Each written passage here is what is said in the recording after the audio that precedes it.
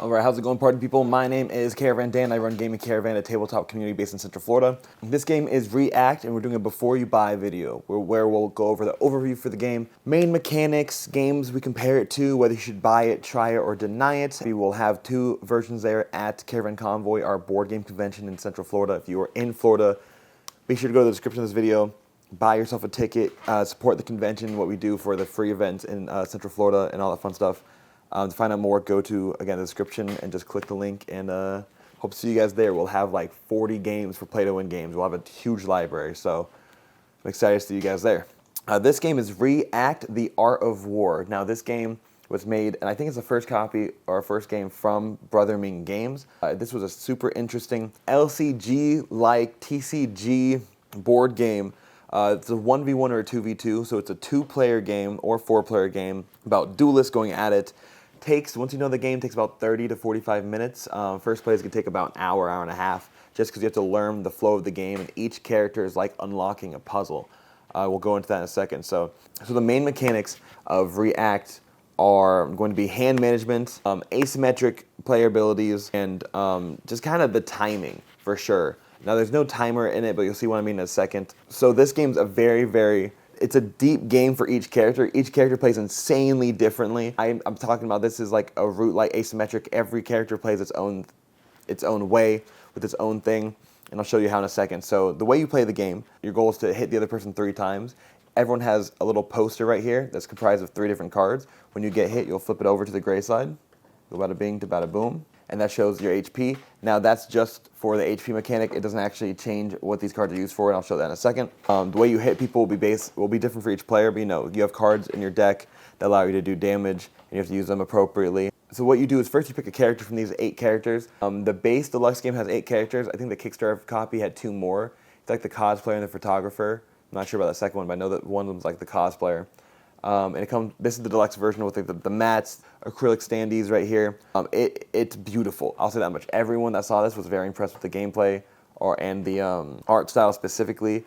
I know that for me, it reminds me a lot of like Genshin Impact, Honkai styled art, where it's like very anime-esque, and it actually plays on a lot of the anime tropes really well without doing like a mockery of it or just like stealing any ideas. So this right here, this character is the animator, and his 3 guys that he can bring on right here are going to be animated copies of people, and which is why you have to actually telegraph your attacks ahead of time, because you're like designing it and then you're going to animate your frames. So let's go ahead and show you what a turn would look like for this guy. So step 1 would be my setup, which is going to be put 2 running frames adjacent to me, shuffle all the remaining frames, put them in a hand right here, and this will be my deck, effectively. Now, this allows you to telegraph all your attacks, but allows you to have a little more flexibility with what you do.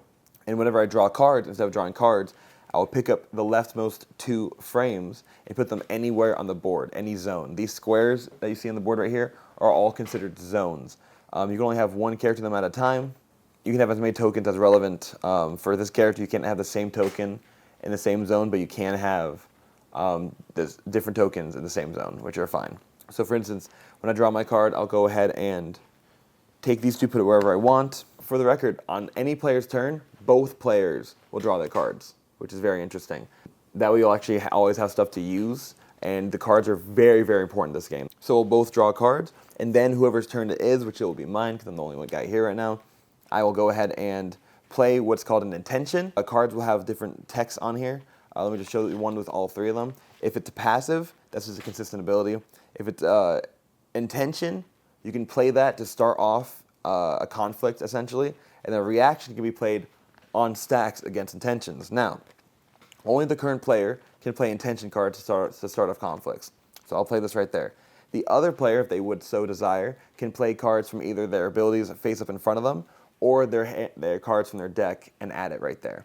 Reactions, what they do, they will change and mitigate some of the board and might be able to like do things, attack, defend, whatever, on your off turn. So let's say, and if they choose not to, I can still react to my own ability. So I can react to if they choose not to, and then the reaction phase is over whenever we get to 5 total cards in the line, or whenever we both choose to not react. When you both choose not to react, you will execute the cards from descending order. So we start off with the highest valued card and go down. So if you're familiar with TCGs like Commander, Magic, or like, I think Yu-Gi-Oh! Even has stacks, something like that. But TCGs have a lot of stacks. If you're used to that, this is pretty simple for you. Which it makes it a lot more interesting that you can keep on just doing that and kind of modifying what your initial card is and get to the proper position for it. So in this case, I'll do this, and the cost of the card is next to the ability, so depending on whatever you use it for, you'll pay that whenever you have to utilize the card, not when to replace it down. So this says exhaust me, so whenever I use the card's effects, I have to exhaust it, which is putting it 90 degrees, showing that it's already been used and I can't use it until it's refreshed. This one has no cost, but the passive says you can only use this card once per round. So I'll do those things. So this one would say something like animate any frame and animate another frame. So my character, when I animate a frame, depending what color it is, I'll do that. So the green frames allow me to move into that location. So I'll animate the top frame and move into that. I can animate another frame, and that means if I have someone adjacent to this red tile, I can punch in that zone. So they know where I'm punching for the most part, which makes it difficult. This game, I'll say that much, it's very difficult to make your hits and make connections, but it's very satisfying when you do so. A lot of it is built up to getting to that point of attacking, and then you can, boom, hit them, which is good to know. Like, you want to know that going forward. Don't expect this to be like I hit you, you hit me, I hit you, you hit me. That's not this at all. And whenever so that's done, and then I will do this intention, which is remove 4 frames from the board. So I'll remove these 4 frames from the board, put them face down because they're already used. And then if I so desire, I'm actually able to play as many intentions as I want. I can play as many intentions as I have available from cards that are not exhausted. But whenever I'm done, I say I'm done. And for both players, everything refreshes. So this game wants you to use your resources back and forth and back and forth and back and forth. Do not be shy of using your card. Do not be afraid of going ham. This game wants you to go ham. And it's actually a very interesting dynamic. It is a little bit like even with me, I'm a very experienced TCG player, very experienced board gamer. And I thought I understood what I was doing. I was like, wait, I should have been doing this and that. So each character is like a puzzle, but it's very satisfying when you get to where you're going and do what you're needing to do. And one thing I like about games like this comes with 8 players and then 1 mat because it's 2 neoprene mats. But honestly, to be fair, you only need a 5x5 grid. So effectively, if you buy this one base game, you're actually getting like 4 copies out of it. You can literally have 8 people play this game at the same time. If you just have another 5x5 grid, then you get, because honestly, these sides, it's just a space of 5. Now, whenever you're playing against someone, you have these 3 cards. And what they do, I'm not sure if you can see, because you have 5 spots right here for the stack and 5 spots right here for your masterpiece. This is called your masterpiece, and what you want it to do is you want to have them all in the right order on the side of the board. The way you get there is anytime you play something that allows you to progress your masterpiece, you can do one of 3 different things. It's either adding a card to an empty slot, switching the position of any 2 cards, even if it's empty space, so I can do something like this, or removing one of your opponent's masterpiece cards off that area. And you're trying to construct your 3 cards to go in the right direction. Now what this will do will unlock a super ability for your character. So you'll grab your character card and flip it to the Ascended side. The Ascended side will have new abilities, new stuff. For me, I actually summon my strongest character, 60 FPS Sama, and put him anywhere adjacent to me. And he has the coolest abilities and the best abilities by far. But it's very difficult to do so. It took me the entire game to do it once, and that's how I won the game. I actually unlocked it, and then I was able to go ham on it against the Tattooist. I wish the characters had names. Maybe they do, and I just didn't notice. But they're all just tropes. So you have like the Tattooist, you have the Animator, you have the kind of like the Cleric, you have the Fortune Teller, the Calligrapher, the Dancer, and stuff like that. And I think the Sculptor, right? Yeah, the Sculptor. So, but regardless, I think it's very fun. It reminds me of it's almost a board game of Gods of Ragnarok. Just because, again, anime type art style, really interesting and compelling back and forth. You really have to be engaged the entire game. You can't really take breaks or get distracted, which I like in board games that make me actually play the game itself. Too many games, especially when there's like a 5 or 6 player count, you kind of don't have to pay attention, so you're not engaged with the game as much as you want it to be, it's fine whenever you want to have casual conversation and discourse, but it's supposed to be like a heavier game, and you're not always engaged with the board. It can get kind of stagnant. This game is back and forth and back and forth and back and forth with the 1v1. Haven't played 2v2 yet, but I'm going to have to try it soon.